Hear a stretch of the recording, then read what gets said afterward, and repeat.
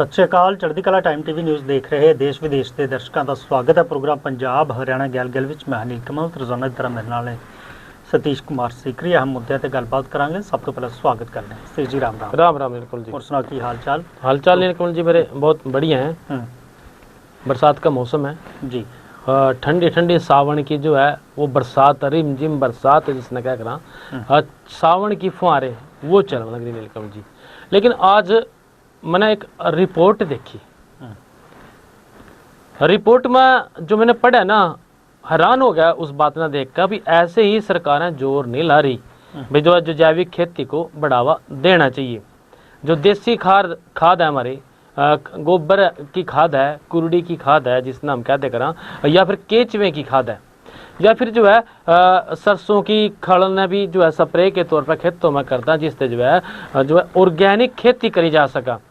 मतलब रासायनिक जो उत्पाद हैं, जो पेस्टिसाइड हैं, उनसे बच कर अगर हम खेती करें तो उसकी जो है कीमत भी ज़्यादा मिला मार्केट में, और भाई स्वास्थ्य के लिए लाभदायक भी हो है। वो सरकार ने बड़े जोर लगा रखे भाई ताकि किसान जो है इस ओर बढ़े, लेकिन एक बैलेंस नहीं बन पा रहा उस लेवल का जो बनना चाहिए। भाई जो किसान की जो आमदनी है वो पेस्टिसाइड डालने से थोड़े टाइम के लिए तो ज़्यादा मिलती है, क्योंकि ऑर्गेनिक तरफ जाने में 2-3 साल का टाइम लग जाता है। उतने का जो गैप है, हालांकि सरकारें वो जो है भरने लग रही उस गैप को, कुछ ना कुछ जो है प्रोत्साहन राशि देने लग रही, लेकिन फिर भी जो है किसान बढ़ नहीं रहे और हालात जो है वो दिन प्रतिदिन बिगड़ते जाने लग रहे। लोकसभा का सेशन चल रहा है नीलकमल जी, और एक जानकारी उसमें आई सामने, अभी देश के जो 502 जिले हैं उनमें जो भूजल में जो नाइट्रेट है वो ज़्यादा मात्रा में है, क्योंकि खेतों में हम जो है खाद गिरा, बल्कि जो है ना ज़्यादा नहीं है बल्कि एक खतरनाक लेवल तक पहुंच गया। अगर उस पानी न पिएंगे, यूज करेंगे तो शरीर में बहुत सारे वो नुकसान करेगा। जो देश के जो 26 राज्य के और जो केंद्र शासित हमारे राज्य हैं उनको के यहाँ 502 जिले हैं जिनमें यू खतरा जो है दिन प्रतिदिन बढ़ता जाने लग रहा है। जो केंद्रीय रसायन और उर्वरक राज्य मंत्री अनुप्रिया पटेल, उन्होंने जो है लोकसभा में इस बात की जानकारी दी। केंद्रीय भूजल बोर्ड की एक रिपोर्ट का जिक्र करा, जो 2025 की रिपोर्ट है। उस भूजल रिपोर्ट में जो नमूने हैं वो 20.7 के नाइट्रेट की जो मात्रा है 20.7% वो ज़्यादा वो पाई गई। हालांकि 1 लीटर पानी में 45 मिलीग्राम प्रति जो लीटर से ये मात्रा ज़्यादा पाएगी। इससे कम है तो उस पानी को यूज किया जा सका, पिया जा सका, उससे ज़्यादा है तो उससे जो है बहुत सारे नुकसान हुआ। खतरा है इस बात का, आदमी के स्वास्थ्य पर बुरा प्रभाव पड़ने लग रहा है। कई चीज़ों से लोगों की किडनी और हार्ट की दिक्कतें बढ़ने लग रही। लेकिन अगर इस तरह से हम बात करें इस रिपोर्ट के हिसाब से, जो है पंजाब, राजस्थान और यूपी और आंध्र प्रदेश, 4 राज्यों का तो विशेषकर जिक्र है नीलकमल जी। इनमें जो कृषि के जो इलाके हैं उनसे जो सैंपल लिए गए, उनमें जो है जो लोग रह रहे हैं उनमें थायराइड और त्वचा रोगों के जो कारण है वो ज़्यादा जो है बढ़ते नजर आने लगे। तो सीधी सीधी बात है भाई, जो ये पेस्टिसाइड का किसान ज़्यादा इस्तेमाल करने लग रहे हैं वो स्वास्थ्य के लिए तो हानिकारक है ही है, साथ में जो है वो मौसम के लिए और जो है हानिकारक हैं, जिससे वह त्वचा के रोग और थायराइड जो है वो बढ़ने लग रहे जी। खादा का ज़्यादा इस्तेमाल किया जाता, नाइट्रोजन पाया जाता, फिर उस बाद जो पानी वो खेतों के छड्डिया जाता, तो यही पानी जोड़ा है रिस्क है वो जो जमीन के हेठां जाता तो फिर वो भूमि का जोड़ा, क्योंकि पानी कितों तो तैयार किया नहीं जाता, पानी पीना है तो उन्होंने फिर जमीन के विचों ही वापस जोड़ा है कढ़ना पवेगा। तो जमीन तो जो कढ़िया जाता तो ये जड़ा ज़्यादातर खादों का इस्तेमाल किया जाता, ये रिस्क जड़ियाँ ने बिल्कुल जमीन के हेठां जो चलिया जांदियां ने तो वो जड़ा है नुकसान वो करदियां ने। हालांकि गल जे सरकार ने जोर पूरे ला रखे, जो नाइट्रोजन का कट्टा है यूरिया का वो 50 किलो का हुआ था, सरकार ने उसको 45 किलो का कर दिया। भाई लोग जो है कम जो है वो खाद गिरेंगे। भाई किसान है उन्होंने अपना उत्पादन पूरा लेना, वो अब 5 की बजाय 6 कर दिया। जो 5 किलो की कैपेसिटी जो कम हुई है वजन, मतलब कट्टा बढ़ाता, उन्होंने अपना कट्टा बढ़ा ला। पहले लोग हमारे 3 कट्टे गिरा थे, ये भाई वो 4 गिरने लग गए, तो उससे फर्क पड़े नहीं। कैपेसिटी की गल है, जिथे कट्टिया के हिसाब नाल जे पहला 50 किलो का सीगा, उस सिर्फ 5 किलो घटी। हाँ ਤੇ सरकार ਕੱਟਾ ने ਜਿਹੜਾ ਹੈਗਾ ਉਹ 45 किलो ਦਾ ਵੱਧ ਗਿਆ। कट्टा 45 किलो का हो गया, वो बढ़ 45 गया, का हो गया। 45 लेकिन अब लोग करने क्या लगे, जो एक कट्टा वो एक्स्ट्रा डालना, जो 5 किलो की कमी हुई उसने जो है एक्स्ट्रा कट्टा डालकर पूरी कर लें। ਐਕਸਟਰਾ ਕੱਟਾ ਪਾ ਲਿਆ, ਪਰ ਉਹਦੇ ਵਿੱਚ ਇਹ ਨਹੀਂ ਹੈਗਾ ਕਿ ਕਈ ਵਾਰ ਸਿਰਫ ਉਹ ਜਿਹੜਾ 5 ਕਿਲੋ ਦਾ ਸੀਗਾ ਉਹ ਪਾ ਕੇ ਪੂਰੀ ਕਰ ਲਈ। ਕਈ ਵਾਰ ਤਾਂ ਇਹ ਆ ਕਿ ना, ਉਹਦੇ ना, ਤੋਂ ਵੀ ਵੱਧ ਜਿਹੜੀ आप ਪਾ मेरी ਲਈ। बात को समझे नहीं। मैं यूं समझाना चाह रहा, भाई कोई किसान अपने खेत में 3 कट्टे यूरिया डाला था, उदाहरण के तौर पर उसने 150 किलो यूरिया डाल लिया, लेकिन सरकार ने क्या कराया, 5 किलो जो है एक यूरिया कट्टे का वजन कम कर दिया। अब उनने डालने वही 3 किलो है, तो उसका 15 किलो कम हो गया। उस 15 किलो की भरपाई करने के लिए वो एक कट्टा या आधा कट्टा वही तो गल मैं कह रहा कि वो एक्स्ट्रा डाल दा, तो उसमें फिर जो है जो खाद है वो घटी नहीं है, वो जो है कहीं ना कहीं किसी न किसी तरीके से वो खेतों में बढ़ती जाने लगी। वैसे सरकार ने एक सिस्टम हो गया हरियाणा में, तो पीछे से चला था ये सिस्टम, भाई जिस लोगों ने अपना पोर्टल करा रखा अपनी खेती का, भाई मैंने इतने किले की खेती आपका अनाज लेके आऊंगा, उसके हिसाब से वो खाद उसको देने लग रहे। पर किसान है भाई दाएं बाएं थे जुगाड़ जरूर लगा था, और ब्लैक मेलिंग और काला बाजारी तो चाहे कड़ी ला ले, थमने का नाम नहीं ले रही, पीसी होने चाहिए, चीज कुछ भी खरीद लो वो मिल जाए। ਬਿਲਕੁਲ ਇਹ ਵੀ ਗੱਲ ਜਿਹੜਾ ਅਕਸਰ ਜਦੋਂ ਕਹੀ ਜਾਂਦੀ ਹੈ ਕਿ ਜਦੋਂ ਤੁਸੀਂ ਖਾਦ ਦਾ ਇਸਤੇਮਾਲ ਕਰਨਾ ਜਾਂ ਤੁਸੀਂ ਖੇਤੀ ਕਰਨੀ ਹੈ ਜਾਂ ਕੀ ਚੀਜ਼ ਤੁਹਾਡੀ ਜ਼ਮੀਨ ਦੇ ਵਿੱਚ ਘੱਟ ਹੈ, ਘੱਟੋ ਘੱਟ ਪਹਿਲਾਂ ਉਹਦਾ ਸੈਂਪਲ ਕਰਾ ਲਓ, ਜਿਹੜਾ ਹੈਗਾ ਪਰੀਖਣ ਕਰਵਾ ਲਿਆ ਜਾਵੇ ਕਿ ਜਿਹੜੀ ਚੀਜ਼ ਦੀ ਜ਼ਰੂਰਤ ਹੈ ਉਸ ਨੂੰ ਉਹੀ ਦਿੱਤੀ ਜਾਵੇ, ਉਸ ਤੋਂ ਇਲਾਵਾ ਜਿਹੜਾ ਹੈਗਾ ਕੁਝ ਹੋਰ ਉਹ ਨਾ ਪਾਇਆ ਜਾਵੇ। ਪਰ ਕੀ ਕਰਦੇ ਨੇ ਕਈ ਵਾਰ ਇਹ ਚੀਜ਼ ਹੁੰਦੀ ਹੈ ਕਿ ਦੇਖਾ ਦੇਖੀ ਇੱਕ ਦੂਸਰੇ ਦੀ ਸਲਾਹ ਜਾਂ ਫਿਰ ਕਹੀਏ ਤਾਂ ਕੁਝ ਕੰਪਨੀਆਂ ਦੀਆਂ ਸਲਾਹਾਂ ਦੇ ਉੱਤੇ ਵੀ ਜਾਂ ਦੂਸਰੇ ਦੀ ਸਲਾਹ ਦੇ ਉੱਤੇ ਵੀ ਲੋਕ ਜਿਹੜੇ ਨੇ ਉਹ ਆਪਣਾ ਉਹ ਕੰਮ ਕਰਦੇ ਨੇ, ਜਿਹਦਾ ਨੁਕਸਾਨ ਜਿਹੜਾ ਹੈਗਾ ਵੱਡਾ ਹੁੰਦਾ। ਇਸ ਤੋਂ ਪਹਿਲਾਂ ਜਿਹੜੀਆਂ ਹੈਗੀਆਂ ਥਾਇਰਾਇਡ, ਪੇਟ ਵਰਗੀਆਂ ਬਿਮਾਰੀਆਂ ਇਹ ਪਹਿਲਾਂ ਜ਼ਰੂਰ ਆਉਂਦੀਆਂ ਰਹੀਆਂ, ਪਰ ਥਾਇਰਾਇਡ ਜਿਹੜਾ ਹੈਗਾ ਇਹਦਾ ਦਿੱਕਤ ਬਹੁਤ ਘੱਟ ਸੀਗੀ ਪੁਰਾਣੇ ਸਮੇਂ 'ਚ, ਪਰ ਇਹਨਾਂ ਦਿਨਾਂ ਦੇ ਵਿੱਚ ਇਹਨਾਂ ਸਮਿਆਂ ਦੇ ਵਿੱਚ ਜਿਹੜਾ ਹੈਗਾ ਪਿਛਲੇ ਚਾਹੇ 10-15 ਸਾਲ ਦੀ ਆਪਾਂ ਗੱਲ ਕਰੀਏ, ਖਾਸ ਕਰ ਮਹਿਲਾਵਾਂ ਦੇ ਵਿੱਚ ਤਾਂ ਇਹ ਨਜ਼ਰ ਆਉਂਦੀ ਸੀਗੀ, ਪਰ ਕਈ ਪੁਰਸ਼ਾਂ ਦੇ ਵਿੱਚ ਵੀ ਇਹ ਚੀਜ਼ਾਂ ਜਿਹੜੀਆਂ ਨੇ ਉਹ ਸਾਹਮਣੇ, ਪਰ ਇਹ ਚੀਜ਼ਾਂ ਜਿਹੜੀਆਂ ਨੇ ਉਹ ਚਿੰਤਾਜਨਕ ਹੈਗੀਆਂ। ਆਖਰ ਇਸੇ ਕਰਕੇ ਜਿਹੜਾ ਹੈਗਾ ਇਹ ਵੀ ਗੱਲ ਜਿਹੜੀ ਹੈਗੀ ਆ ਉਹ ਕੀਤੀ ਜਾਂਦੀ ਹੈ ਕਿ ਹਰਿਤ ਕ੍ਰਾਂਤੀ ਦੇ ਲਈ ਆਪਾਂ ਖਾਦਾਂ ਦਾ ਇਸਤੇਮਾਲ ਕੀਤਾ, ਹਰੀ ਕ੍ਰਾਂਤੀ ਦੇ ਲਈ ਪੈਦਾਵਾਰ ਵਧਾਉਣ ਦੇ ਲਈ, ਪਰ ਹੁਣ ਜੇ ਆਪਾਂ ਸਿਹਤ ਠੀਕ ਰੱਖਣੀ ਹੈ, ਆਪਣੇ ਜ਼ਮੀਨ ਦਾ ਹੇਠੇ ਵਾਲੇ ਪਾਣੀ ਨੂੰ ਬਚਾਉਣਾ ਆ, ਖਾਸ ਕਰਕੇ ਜ਼ਹਿਰਾਂ ਤੋਂ ਰਸਾਇਣਾਂ ਤੋਂ, ਤਾਂ ਸਾਨੂੰ ਫਿਰ ਜਿਹੜਾ ਹੈਗਾ ਇਹਦੇ ਲਈ ਜੈਵਿਕ ਕ੍ਰਾਂਤੀ ਦੀ ਵੀ ਜ਼ਰੂਰਤ ਹੈਗੀ ਹੈ ਕਿ ਪ੍ਰਕਿਰਤਿਕ ਖੇਤੀ ਜਿਹੜੀ ਹੈਗੀ ਆ ਉਹ ਕੀਤੀ ਜਾਵੇ। ਕਿਉਂਕਿ ਪੁਰਾਣੇ ਸਮਿਆਂ 'ਚ ਆਪਾਂ ਦੇਖ ਲਈਏ ਤਾਂ ਸਾਡੇ ਬਜ਼ੁਰਗ ਕਿੰਨੇ ਸਿਹਤਮੰਦ ਤੇ ਇੰਨੀਆਂ ਬਿਮਾਰੀਆਂ ਵੀ ਨਹੀਂ ਸੀ, ਪਰ ਹੁਣ ਜਿਹੜਾ ਹੈਗਾ ਇੱਕ ਹਿੱਸਾ ਜਿਹੜਾ ਹੈਗਾ ਲਾਈਫ ਸਟਾਈਲ ਨੂੰ ਵੀ ਦੱਸ ਦਿੱਤਾ ਜਾਂਦਾ ਹੈ ਕਿ ਅੱਜ ਉਹ ਲਾਈਫ ਸਟਾਈਲ ਨਹੀਂ ਰਿਹਾ। ਪਰ ਇੱਕ ਵੱਡਾ ਕਾਰਨ ਇਹ ਵੀ ਹੈਗਾ ਕਿ ਅਸੀਂ ਜੋ ਚੀਜ਼ਾਂ ਖਾ ਰਹੇ ਹਾਂ ਉਹ ਸਾਡੇ ਜਿਹੜੇ ਹੈਗੇ प्राकृतिक स्रोतों ਨੂੰ ਵੀ ਜਿਹੜਾ ਹੈਗਾ ਉਹ दूषित कर रही हैं। एक और बात थी ना बुजुर्गों की, भाई सारे अपने अपने जोगा खाने पीने का अनाज कह लो या सब्जियां कह लो, आलू टमाटर कह लो, उसका उत्पादन करे करा थे अपने खेत के में जाकर ट्यूबवेल के आसे पास से जो है कहीं 4 बैंगन के पेड़ लगा लिए, भाई 4 मिर्चा के पेड़ लगा लिए, 4 और तरह के लगा लिए, लहसुन बीज लिया, उसमें राख डाल ले करे थे वहाँ, कभी उन्होंने खाद नहीं डाली, या फिर प्याज कर लिया।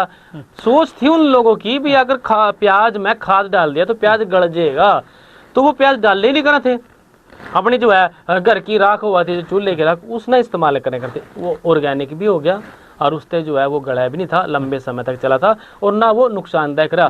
आज जरूरत है किसानों को खेती करने के दौरान भाई दूसरों पर निर्भर ना रहो, अपने खेतों में इस तरह की खेती करो कि एक क्यारा आधा क्यारा जरूर रखो जिसमें आप अपने आलू बीज सको, प्याज बीज सको, और जो है सब्जियां दूसरी, भाई गांव में मैं तो बटोड़े पे घिया लगा दें, तोरी लगा दें, और वो इतनी बढ़िया बना, एक सीटी बजावा आजकल कुकर में लोग एक सीटी में सफल देसी हुआ बनकर तैयार हो जा। लेकिन जो मार्केट से गया हुआ कई बार उसमें 3-3 4-4 सीटी लगवा था, वो बनकर दे दी। मतलब क्या है कि उनमें पेस्टिसाइड का, खाद दवाइयों की मात्रा ज़्यादा है। अगर इनसे बचना है तो भाई 80% जो लोग हैं वो कृषि कार्यों से जुड़े हुए हैं। अगर वो एक क्रांति ले आवा भाई अपने ट्यूबवेल पे अपने खेत में हमने थोड़ी थोड़ी जो सब्जियां हैं अपने घर खर्च की वो करनी है पैदा, तो ये क्रांति आ सका है, इसकी जरूरत है। ऐसा नहीं है कि आप हरियाणा में बहुत सारे लोग हैं खासकर गेहूं खरीदते हैं एमपी के नाम पे, भाई एमपी के गेहूं है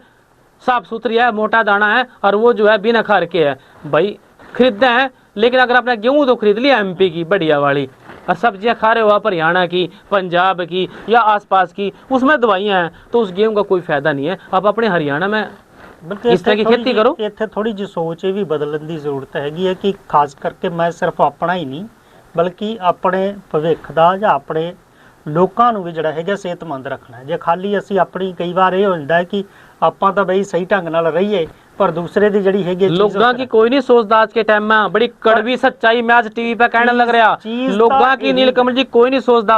अपील इस बात की भी अपनी सोच लो, अपने बारे में, अपने घर परिवार की सोच लो, अपने बारे में सोचो तो सारे आप अपनी सोचेंगे तो मिलकर जो है समाज बनता है, तो समाज में सुधार जरूर होएगा। बिल्कुल इस सोच ਨੂੰ ਥੋੜਾ ਜਿਹਾ ਕਿ ਡਾਈਵਰਟ ਕਰਨ ਦੀ ਜ਼ਰੂਰਤ ਹੈਗੀ ਕਿ ਜਦੋਂ ਆਪਾਂ ਕਰਨਾ ਹੈ ਸਾਰਿਆਂ ਦੇ ਲਈ ਤੇ ਸਾਰਿਆਂ ਨੂੰ ਜਿਹੜੀ ਹੈਗੀ ਉਹ ਸਿਹਤਮੰਦ ਤੇ ਵਧੀਆ ਚੀਜ਼ ਜਿਹੜੀ ਹੈਗੀ ਆ ਉਹ ਮਿਲੇ। ਘੱਟੋ ਘੱਟ ਆਪਣੇ ਜੋਗਾ ਤਾਂ ਬੰਦਾ ਕਰ ਹੀ ਰਿਹਾ, ਜਿਹੜਾ ਖੇਤੀ ਕਰ ਰਿਹਾ ਸਾਰੇ ਆਪ ਆਪਣਾ ਕਰਾਂਗੇ ਸੁਧਾਰ ਆ ਜਾਏਗਾ। ਕਰ ਰਹੇ ਨੇ ਬਹੁਤ ਸਾਰੇ ਲੋਕ ਜਿਨ੍ਹਾਂ ਕੋਲ ਇਸ ਵੇਲੇ ਸਾਧਨ ਹੈਗੇ ਨੇ, ਜੇ ਤੁਸੀਂ ਦੇਖੋਗੇ ਤਾਂ ਉਹ ਘਰਾਂ ਦੇ ਵਿੱਚ ਇੱਕ ਉਹਨਾਂ ਨੇ ਇੱਕ ਅੱਧਾ ਕਿਆਰਾ ਇਸ ਤਰ੍ਹਾਂ ਦਾ ਰੱਖਿਆ ਹੋਇਆ ਜਿੱਥੇ ਉਹ ਆਪਣੇ ਲਈ ਜਿਹੜੀ ਹੈਗੀ ਉਹ जिसकी खेती करने ਕਰਦੇ वाले की नीत है ना, जिन्हां कोल उन्हें तो हैगी है। कोठे पे ਇਹਦੇ छत ਲਈ पे बागवानी कर ली। ਬਿਲਕੁਲ ਇਸੇ ਕਰਕੇ ਜਿਹੜੀ ਹੈਗੀ ਆ ਉਹ ਥੋੜਾ ਜਿਹਾ ਇਸੇ ਕਰਕੇ ਕਹਿ ਰਿਹਾ ਕਿ ਹਰਿਤ ਕ੍ਰਾਂਤੀ ਨਾਲ ਢਿੱਡ ਤਾਂ ਭਰਿਆ, ਪਰ ਪੈਸਟੀਸਾਈਡ ਤੇ ਜਿਹੜੀਆਂ ਖਾਦਾਂ ਨੇ ਇਹਨਾਂ ਨੇ ਬਹੁਤ ਕੰਮ ਖਰਾਬ ਕੀਤਾ। ਪਰ ਹਰਿਤ ਕ੍ਰਾਂਤੀ ਜਿਹੜੀ ਆਈ ਉਹਦੇ ਨਾਲ ਹੁਣ ਜਿਹੜੀ ਹੈਗੀ ਜੈਵਿਕ ਕ੍ਰਾਂਤੀ ਦੀ ਜ਼ਰੂਰਤ ਹੈਗੀ ਆ ਕਿ ਸਾਰਿਆਂ ਨੂੰ ਜਿਹੜੀ ਹੈਗੀ ਉਹ ਚੀਜ਼ ਉਹ ਸਿਹਤਮੰਦ ਜਿਹੜੀ ਹੈਗੀ ਆ ਉਹ ਮਿਲ ਸਕੇ। ਇਹ ਤਾਂ ਜ਼ਿਕਰ ਆਪਾਂ ਮੌਨਸੂਨ ਸੈਸ਼ਨ ਦੇ ਵਿੱਚੋਂ ਨਿਕਲੀ ਇਸ ਰਿਪੋਰਟ ਤੋਂ ਬਾਅਦ ਜਿਹੜਾ ਹੈਗਾ ਉਹ ਕਰ ਰਹੇ ਸੀਗੇ, ਪਰ ਮੌਨਸੂਨ ਦਾ ਅਸਰ ਜਿਹੜਾ ਹੈਗਾ ਸਤੀਸ਼ ਜੀ ਉਹ ਇਲਾਕਿਆਂ ਤੇ ਕਾਫੀ ਜਿਹੜਾ ਹੈਗਾ ਪੈ ਰਿਹਾ।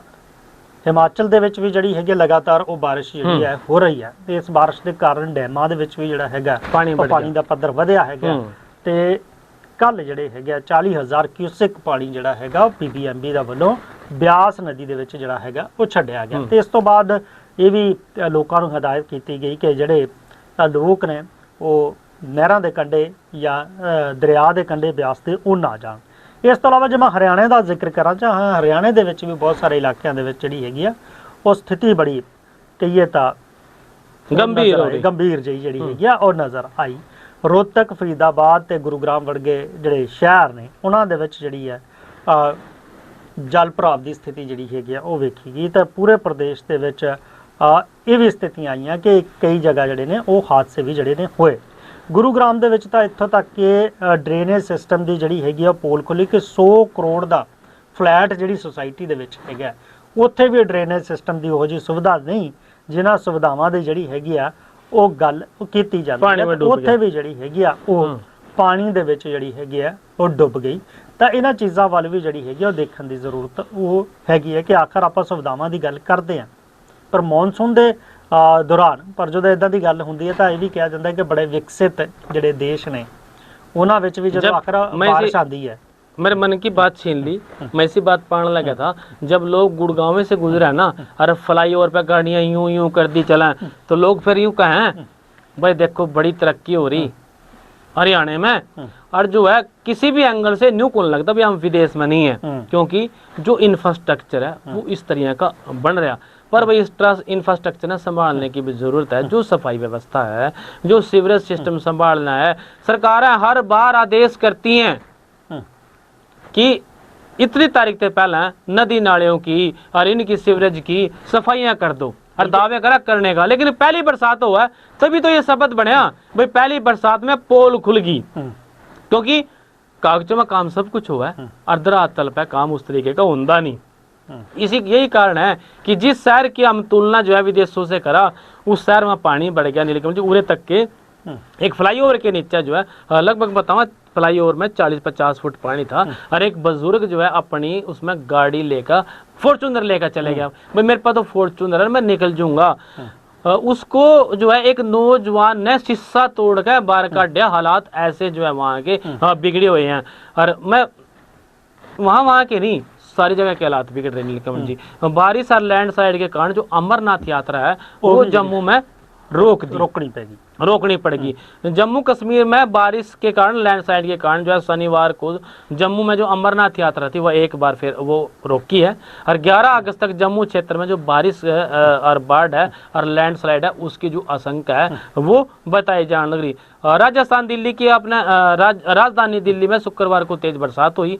दिल्ली गुरुग्राम को जोड़ने वाले जो हाईवे हैं उन समेत सड़कों पर 4-4 फुट तक वो पानी हो गया और इनमें गाड़ियां बीच रास्ते में फंस गई, बंद हो गई, ट्रैफिक जो है वो जाम लग गए। मतलब हालात जो है वो गंभीर बन गए। बिल्कुल हालात गंभीर ने। हिमाचल का जिक्र किया, उत्थे बारिश भी हो रही है तो उत्थे एक बस भी जी हैगी सतीश वो पलट गई है। ये बस जी हैगी है चुहार उपमंडल ਜਿਹੜਾ ਕਿ ਚੰਬਾ ਜ਼ਿਲ੍ਹੇ ਦੇ ਵਿੱਚ ਪੈਂਦਾ, ਉੱਥੋਂ ਜਿਹੜੀ ਹੈਗੀ ਹੈ ਪਹਾੜ ਤੋਂ ਹੇਠਾਂ ਡਿੱਗੇ, ਜਿਹਦੇ ਵਿੱਚ 7 ਵਿਅਕਤੀਆਂ ਦੀ ਜਿਹੜੀ ਮੌਤ ਹੋ ਗਈ ਹੈ ਤੇ ਕਈਆਂ ਦੇ ਜ਼ਖਮੀ ਹੋਣ ਦੀ ਜਿਹੜੀ ਹੈਗੀ ਹੈ ਖਬਰ ਹੈਗੀ ਹੈ। ਤੇ ਆਖਰ ਇਸ ਦੌਰਾਨ ਜਿਹੜੇ ਨੇ ਉਹ ਹਾਦਸੇ ਵੀ ਜਿਹੜੇ ਪਹਾੜਾਂ ਦੇ ਵਿੱਚ ਹੋ ਰਹੇ ਨੇ। ਕਈ ਵਾਰ ਲੈਂਡਸਲਾਈਡਿੰਗ ਦੇ ਕਾਰਨ ਹੋ ਜਾਂਦੇ ਨੇ, ਕਈ ਵਾਰ ਜਿਹੜੀਆਂ ਨੇ ਉਹ ਬਰਸਾਤਾਂ ਦੇ ਕਾਰਨ ਜਦੋਂ ਚੱਲਦੇ ਹਨ ਤਾਂ ਵਾਹਨ ਜਿਹੜੇ ਨੇ ਉਹ ਸਲਿੱਪਰ भी हो जाते हैं। ये करके भी जोड़े हादसे जोड़े ने वो क्या करा, पानी अपना रास्ता खुद बना ला नीलकमल जी, उसने बस ढलान चाहिए और वो दौड़ा चला हुआ। और नेपाल में भी बरसात होने लग रही और बिहार के मुजफ्फरनगर में जो बागमती नदी है वो पूरे के पूरे उफान पे है। बगा में गंडक नदी का जो पानी है वो 300 घरों में घुस गया और उस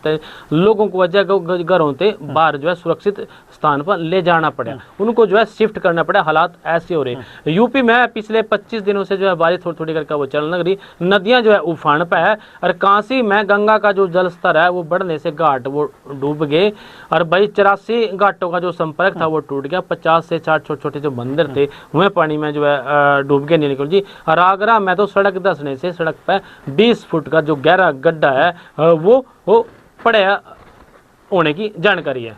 बिल्कुल ये भी जड़ियाँ चीज़ां ने वो हो रही ने। पर पंजाब की सियासत की एक गल कर लीए कि 2027 दियां विधान सभा चोणां आउण वालियां ने, पर सारियां सियासी पार्टियां जड़ियां ने इस दे विच वो लगियां होईयां तैयारियां दे विच। पर इहदे नाल जिहड़ी हैगी है एक चर्चा कैप्टन अमरिंदर सिंह वालों एक अखबार दे विच एक लेख लिखा गया, उस तो बाद चर्चा भी जिहड़ी हैगी छिड़ गई है।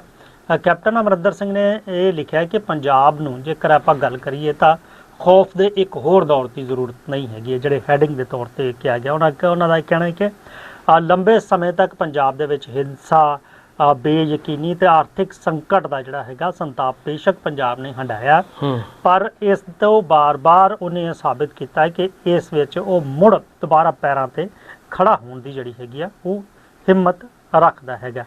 ते सियासी संकट कहते कि भावें पंजाब दे विच आर्थिक संकट जिहड़ा गंभीर हैगा, पर इस दे नाल भी जिहड़ियां चीज़ां हैगियां वो केंद्र नाल जुड़ के जिहड़ियां हैगियां करन दी वो जरूरत जिहड़ी वो हैगी है। अज भी खेतीबाड़ी दे विच भी बहुत सारियां गल्लां जदों हुंदियां, क्योंकि ये रीढ़ दी हड्डी हैगी है खेती, मॉडल खेती का जिक्र हुंदा ते मॉडल खेती ने कहंदे कि कुदरती साधन जिहड़े ने वो खराब कर दित्ते ने, इन्हां नूं चंगे तरीके नाल जिहड़े आपां पहिलां जिक्र कहंदे चंगे तरीके नाल निचोड़ दित्ता है। पर ये भी अपील हैगी है कि जे ये चीज़ां करनियां ने इहदे लई सरकारां नूं भी जिहड़ा हैगा नाल आउणा पवेगा। जेकर आपां विकल्पक चीज़ां करदे हां तो जिस तरह इस वेले मंडीकरण उपलब्ध हैगा दूसरी चीज़ों का MSP हैगी है, उन्हां ते भी जिहड़ा हैगा ध्यान देण दी वो जरूरत हैगी है। खास करके जिहड़ी इहदे विच वड्डी गल दी वो चर्चा हो रही है वो हो रही है भाजपा दी, भारतीय जनता पार्टी दी, क्योंकि अजकल वो भारतीय जनता पार्टी दे विच आगू ने उन्हां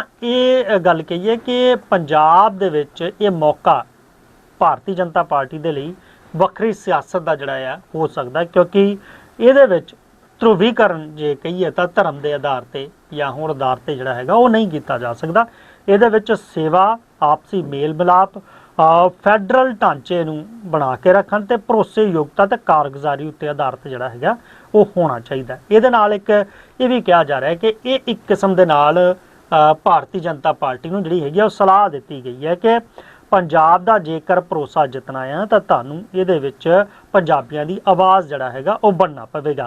बिना किसी पक्षपात तो सुरक्षा, बिना किसी भेदभाव तो विकास ते बिना किसी भाईचारे दे धार्मिक मसलियां च दखल ते बेलोड़ी दखल अंदाजी तो बिना ये चंगा होवेगा कि तुसीं पंजाब दे विकास दे लई जिहड़ी हैगी है इत्थे चंगा वो शासन वो दिता जाए। एक किस्म नाल ये नसीहत जिहड़ी हैगी है ਇੱਕ ਮੱਤ ਜਿਹੜੀ ਹੈਗੀ ਆ ਭਾਰਤੀ ਜਨਤਾ ਪਾਰਟੀ ਲਈ ਉਹ ਮੰਨਿਆ ਜਾ ਰਿਹਾ ਕਿ ਇਸ ਤਰ੍ਹਾਂ ਦੀ ਚੀਜ਼ ਜਿਹੜੀ ਹੈਗੀ ਆ ਉਹ ਰਵਾਇਤੀ ਰਾਜਨੀਤੀ 'ਚ ਜਿਸ ਤਰ੍ਹਾਂ ਕਿਹਾ ਜਾਂਦਾ ਹੈ ਕਿ ਧਰਮ ਦੇ ਆਧਾਰ ਤੇ ਜਿਹੜੀ ਹੈਗੀ ਹੈ ਉਹ ਰਾਜਨੀਤੀ ਜਿਹੜੀ ਕੀਤੀ ਜਾਂਦੀ ਹੈ, ਤੇ ਇੱਥੋਂ ਦੀ ਇਹ ਗੱਲ ਹੈਗੀ ਹੈ ਕਿ ਪੰਜਾਬ ਦੇ ਵਿੱਚ ਉਸ ਚੀਜ਼ ਦੀ ਜਗ੍ਹਾ ਨਹੀਂ ਹੈਗੀ, ਠੀਕ ਹੈ, ਜਗ੍ਹਾ ਹੈ ਨਹੀਂ। ਬਿਲਕੁਲ ਇੱਥੇ ਜਿਹੜੇ ਹੈ ਸਾਰੇ ਆਪਸ ਦੇ ਵਿੱਚ ਰਹਿੰਦੇ ਨੇ ਤੇ ਗੁਰੂਆਂ ਦਾ ਜਿਹੜਾ ਸੰਦੇਸ਼ ਹੈਗਾ ਉਸ ਦੇ ਉੱਤੇ ਜਿਹੜਾ ਹੈਗਾ ਅਮਲ ਉਹ ਕੀਤਾ ਜਾਂਦਾ। ਤੇ ਜੇ ਰਾਜਨੀਤੀ ਇੱਥੇ ਕਰਨੀ ਹੈ ਤਾਂ ਉਸ ਸੋਚ ਨੂੰ ਛੱਡ ਕੇ ਆਪਸੀ ਭਾਈਚਾਰੇ ਦੀ ਜਿਹੜੀ ਹੈਗੀ ਆ ਉਹ ਸਾਂਝ ਉਹ ਬਰਕਰਾਰ ਉਹ रखनी, मतलब यूँ कह सका भी पंजाब गुरुओं पीरों का जो स्टेट है वो है, लेकिन पंजाब को जो है धर्म के आधार पर बांटा नहीं जा सकता। ਬਿਲਕੁਲ ਬਿਲਕੁਲ ਇਸੇ ਰਾਜਨੀਤੀ ਤੋਂ ਜਿਹੜਾ ਹੈਗਾ ਦੂਰ ਰਹਿਣ ਦੀ ਵੀ ਇੱਕ ਸਲਾਹ ਜਿਹੜੀ ਹੈ ਇੱਕ ਕਿਸਮ ਦੇ ਨਾਲ ਇਸ ਦੇ ਜ਼ਰੀਏ ਉਹਨਾਂ ਨੂੰ ਦਿੱਤੀ ਹੈ। ਫਿਲਹਾਲ ਹੋਰ ਵੀ ਮਾਮਲਿਆਂ ਦੇ ਉੱਤੇ ਚਰਚਾ ਹੋ ਸਕਦੀ ਹੈ, ਕਾਫੀ ਦਿਲ ਕਰ ਰਿਹਾ ਕਿ ਹੋਰ ਗੱਲਾਂ ਬਾਤਾਂ ਕਰੀਏ, ਪਰ ਸਮੇਂ ਦਾ ਜਿਹੜਾ ਹੈਗਾ ਉਹ ਧਿਆਨ ਰੱਖਣਾ ਪਵੇਗਾ। ਸਮਾਂ ਇਸ ਵੇਲੇ ਹੋ ਚੱਲਿਆ ਤੁਹਾਡੇ ਤੋਂ ਇਜਾਜ਼ਤ ਲੈਣ ਦਾ, ਫਿਰ ਮਿਲਾਂਗੇ ਇਸੇ ਪ੍ਰੋਗਰਾਮ 'ਚ। ਤਦ ਤੱਕ ਲਈ ਮੈਨੂੰ ਤੇ ਸਤੀਸ਼ ਕੁਮਾਰ ਸੀਕਰੀ ਨੂੰ ਦਿਓ ਇਜਾਜ਼ਤ। ਬਣੇ ਰਹੋ ਚੜ੍ਹਦੀ ਕਲਾ ਟਾਈਮ ਟੀਵੀ ਦੇ ਨਾਲ। ਧੰਨਵਾਦ। राम राम जी, सत श्री अकाल।